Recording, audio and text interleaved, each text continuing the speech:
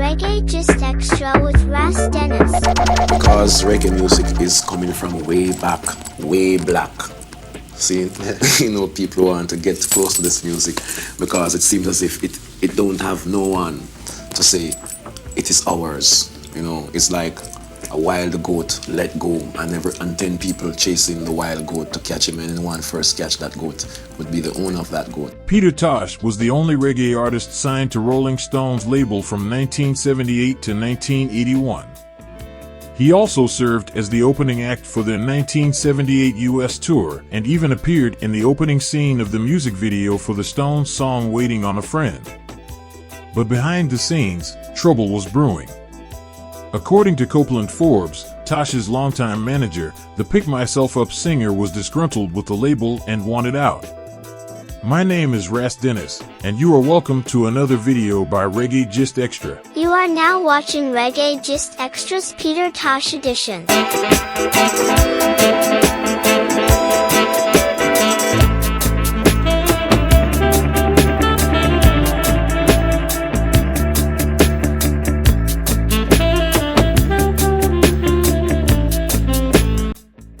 This episode is about Peter Tosh, who was reported to have once threatened to harm Rolling Stones frontman Mick Jagger over wanting to be released from his recording contract. Kindly remember to subscribe to this channel, like and hit the notification bell to be the first to watch our next video.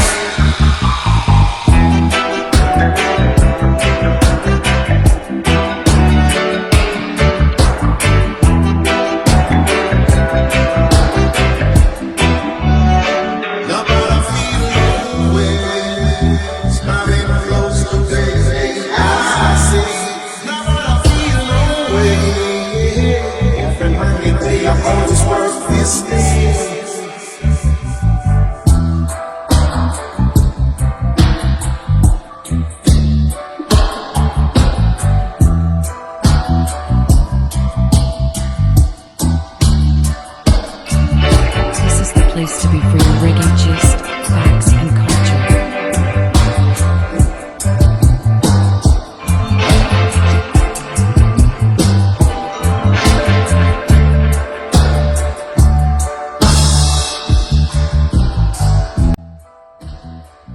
A quick look into Peter Tosh's profile. Peter Tosh was born Winston Hubert McIntosh on October 19, 1944, to very young parents who refused to take his responsibility, thus leaving him without the protection and the love of parents that children generally deserve. In absence of his parents, he was raised by his aunt, but only literally. One look at Tosh in his earlier days could make anyone believe the fact that he raised himself. As a child, he was given the nickname of Peter, and other children referred to him as McIntosh for his proclivity to touch and handle things. Tosh dropped the McIn from his surname and recorded early in his career as Peter Touch.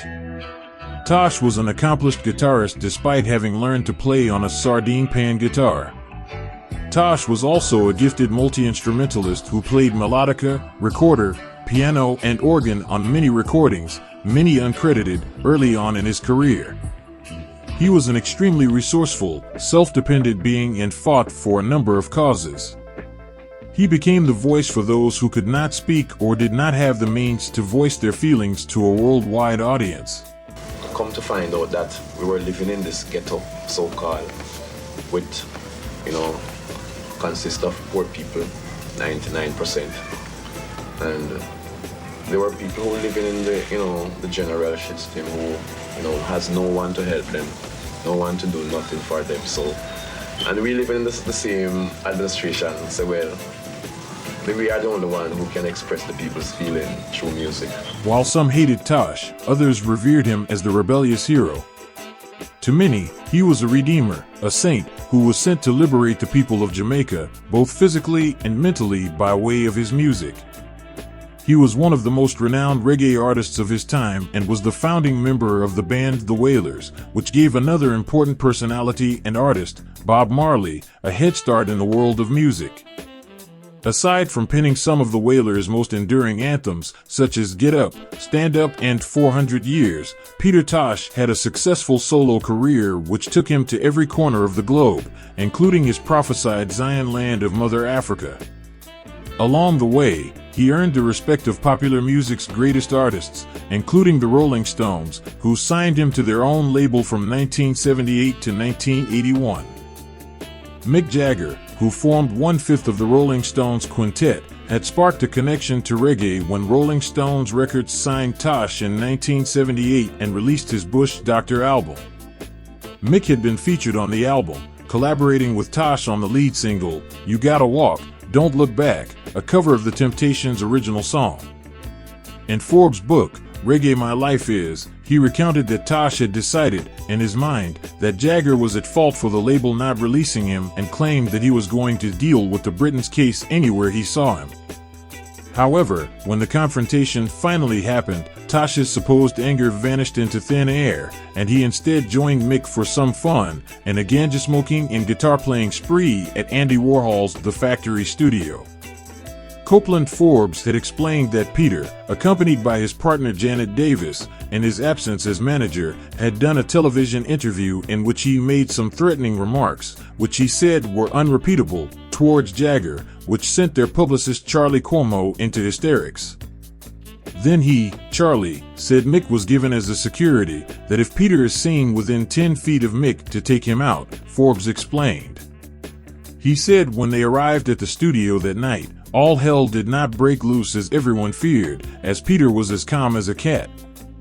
Meanwhile, in an unexpected twist, Jagger stripped his shirt off, placed his neck at Peter's feet, and told him to go ahead and kill him. But Tosh, as Forbes had predicted, did not harm Jagger. Instead, he made his request clear: he wanted to be released from his contract with Rolling Stones Records. So, we walked in and Mick looked up and saw the dread, and then we sat down on the sofa facing the glass, looking into the studio, and Mick stopped voicing. So, the engineer stopped the tape too, and he sat there and he was there, and then, after about 5 to 10 minutes, he began. Peter had a rod in his hand and stamped it in the ground. So, as Mick came through the door, he just went over to Peter and pulled his shirt off and say, "Listen Peter, I hear you're looking for me to kill me. If you're going to kill me now," Forbes recounted. And Peter said, "No man, get up off the ground. You ha big man.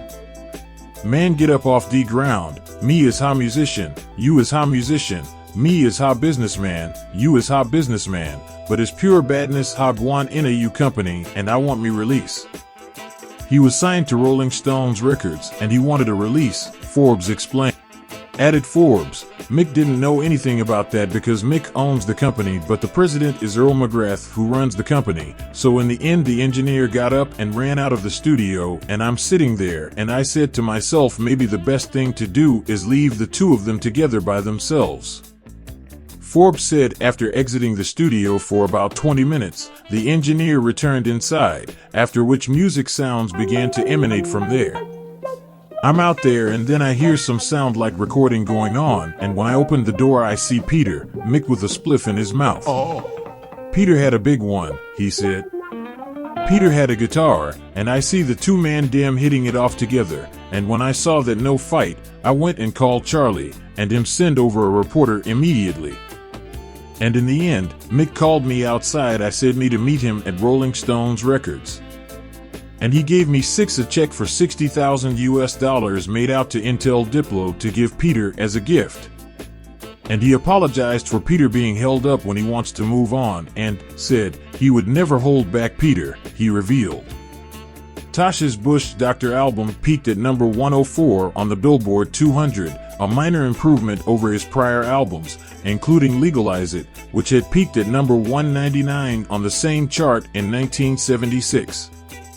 Its lead single, You Got to Walk and Don't Look Back with Jagger, broke through the Billboard Hot 100, peaking at number 84. His subsequent releases on Rolling Stones Records were Mystic Man, 1979, which peaked at number 104 on the Billboard 200, Wanted Dead and Alive, 1981, which peaked at number 91, and Mama Africa, 1983, which peaked at number 59.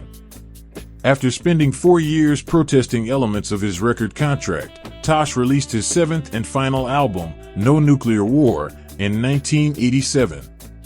Later that year, he was tragically murdered by gunmen at age 42 at his Kingston home, as was radio DJ Jeff Free I. Dixon, and a third friend.